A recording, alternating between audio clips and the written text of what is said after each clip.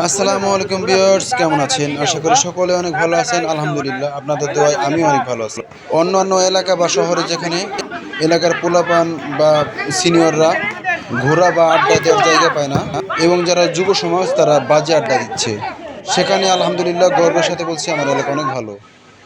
সবাই আলহামদুলিল্লাহ কিছু না কিছু কর্ম করে বেড়ায় এবং কর্ম শেষে শুক্রবার, আজ শুক্রবার বিধায় সকলেরই ছুটি। এই ছুটির দিনে কিছু না কিছু বা কোনো না কোনো খেলা আয়োজন করে থাকে। এসব খেলা আমাদের এলাকার বহু পরিচিত এবং এভাবে দীর্ঘদিন যাবৎ হয়ে আসছে। তো আলহামদুলিল্লাহ এলাকার সকলে এই খেলা উপভোগ করতেছিল।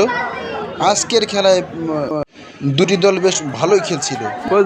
এই খেলা পরিচালনায় ছিলেন রাকিব মামা, মানে রাকিব দরানি। এই খেলায় দুইজন গোলকিপার ছিলেন। এই দুইজন গোলকিপারের এই পাশে ছিলেন সোহেল মিয়া, আর ওই পাশে ছিলেন হচ্ছে রবিউল। খেলাটি এলাকার অনেকেই উপভোগ করতেছিল, যদিও তারা সামনে নেই, আমার পেছনে আছেন। তো সামনে আবার নেক্সটে ভিডিও দিব ভলিবল বা ব্যাডমিন্টনের। ভালো থাকবেন, আসসালামু আলাইকুম।